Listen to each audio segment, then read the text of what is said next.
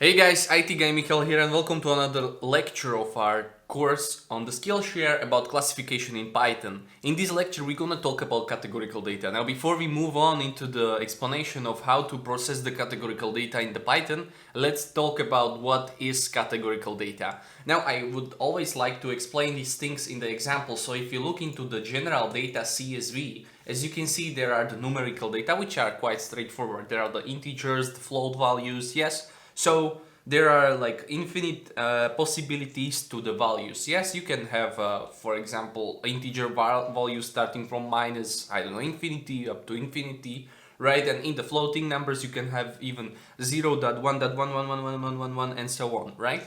So now let's talk about categorical data. Now in this example, we will use the text data as a categorical data, but not always are the text data categorical data. Now, if you look at the business travel column, you will see that there are repeated values. So like travel rarely, travel frequently, and stuff like this. So this is an example of categorical data, right? So a value of a given text field, for example, text field, whatever, can be applied to multiple rows, right? But if this value in each of the row is unique, this is not a great example of categorical data. We can then talk about some unique data or text data, and there are other kinds of processing in this kind of data, right? So it's not like whenever you see a text in the columns, you will apply this categorical preprocessing. No, always be sure to check the columns to know whether you can apply the categorical processing or not. And as you can see, most of these, like education field and the gender and the job role and the martial status, and what else is there? Yeah, over 18, yeah, that's a great example of categorical data, and I think that this is the rest of the columns are great examples of the categorical data in this data set. Now, so what we're gonna do, so first of all, we're gonna import the libraries. Again, traditional libraries, I'm setting the matplotlib, pyplot, rc params to the size, so the plots during the node explanation will be the same size. Also setting the font size so it's nice and readable. Yeah, if you didn't set up these things, you will end up with smaller plots during your plotting, and I don't like it. I prefer this one. Now, as you can see, this time I'm reading the whole general data CSV, not just the numerical data as in the previous example and the previous lecture. I'm dropping off the not useful columns, which I was talking in previous video. I'm deleting the NA columns, right? So if there is NA row, so if there is at least one NA and none value inside the row, I'm deleting the whole row. And then I'm removing the attrition outside of the data because I'm just gonna work with the categorical data. Yeah, and here I'm listing the categorical data just by asking whether the D type is equal to object. Yes. And I'm getting the list of it. Now, so the first thing, which is quite like the most easy thing in the categorical data preprocessing, is just something which is called one-hot encoder, right? But before we can apply the one-hot encoding inside the Python, we need to transfer the columns of type object into columns of type category, right? And the way how we're gonna do it is we're gonna import from the scikit-learn preprocessing library the module or the class named label encoder. We're gonna create an object of label encoder and we're gonna apply this encoder freed transform to each columns inside the dfcat, right? And the dfcat is set to the categorical columns of the dataset, right?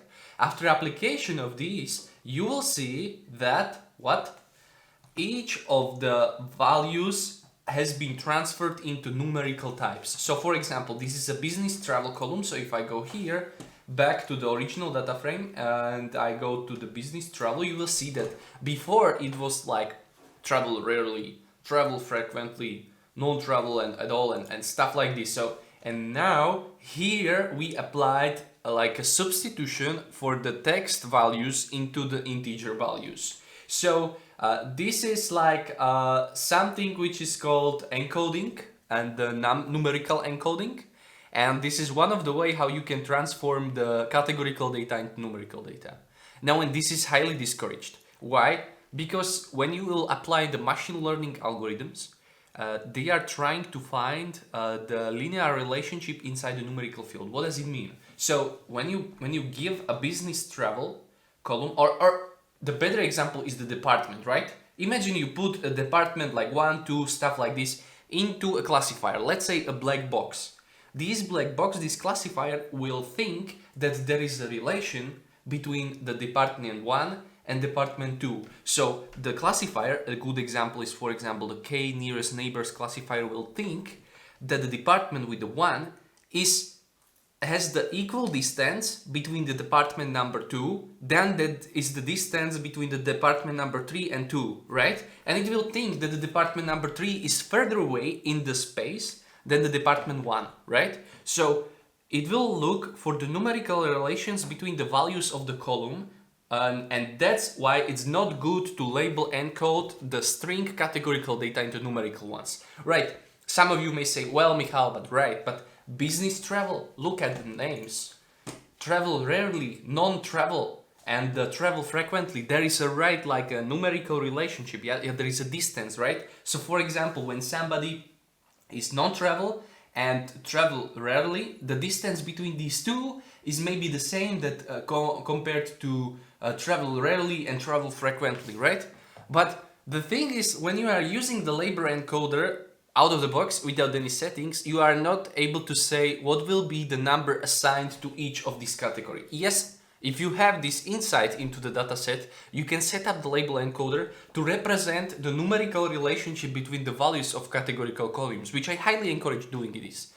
But for the purpose of this course, which is quite simple, we're gonna use some different technique, right? So this was just a little word about label encoding, and always make sure you know what they are doing with the categorical data before you encode the values using the label encoder. Now the second option is something which is called one-hot encoding, and I will explain the one-hot encoding on the example. So imagine you have a data frame with 2 rows and a column 0, and the values of this column will be A and B, right? I created the simple data frame like this, and this is the data frame. Now I will use the one-hot encoder from the scikit-learn preprocessing library, and I will apply the fit transform to the example data frame. After setting this, it will return sparse matrix. Let's don't talk about sparse matrices at all. The thing is, like, I need to convert this to data frame to make it readable for you, and you will see now that the one-hot encoder created for each value inside the column 0 a specific column, right? So if here was a C, there will be one more column, and then where the value resides in that row, only in that row in the given column was presented the number 1. Yes? So as you can see and as you can imagine, when you will apply this form to a big data frame with a lot of values, you will get a lot of zeros and ones inside your data frame. And the most common value will be 0, right? Pause the video and think about this. Yeah, you have these like business travel. Let's talk about business travel column. The one-hot encoder will create for each value of the business travel, each unique value inside there, a separate column. And for example, there will be a column called business travel underscore travel rarely, and there will be one only in the first row, or some of the others, so where the travel rarely reside, yes? And there will be all the other zeros in this column, right?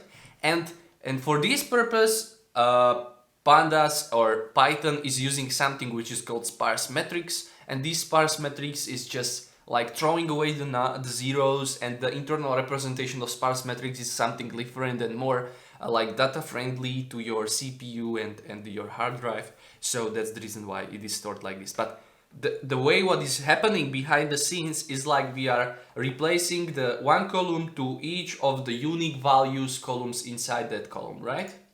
So let's put it an example on our dataset. Create a one-hot encoder, and here we put the results where we are fit transforming the data frame of the categorical values. And as you can see, there have been created the columns for us, as I said. So non-travel, and there is only one in the rows where the non-travel was presented. Travel frequently, and travel rarely. So in the first row, as we saw in the original data frame, there was the travel rarely value for the column, and that's the reason why it was presented there. Now, this is much more friendly than the label encoder. Why? Because there are no numerical relationships between the values, right? Yes, there is like 0 and 1, but there is the same distance between the values inside the column for each of the row, right?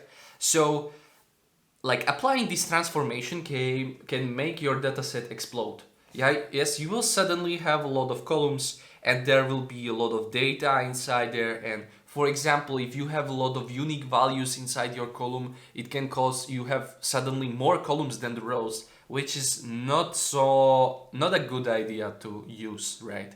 So, and for this purpose, there are techniques to choose the most important columns, which I will show in the later lecture, which is called feature selection. Okay, but for now, this is enough. Guys, thank you very much for watching this lecture. Please go through the examples in the notebook, try to apply the examples on your own dataset, and I hope I will see you in the next lecture. Thank you very much.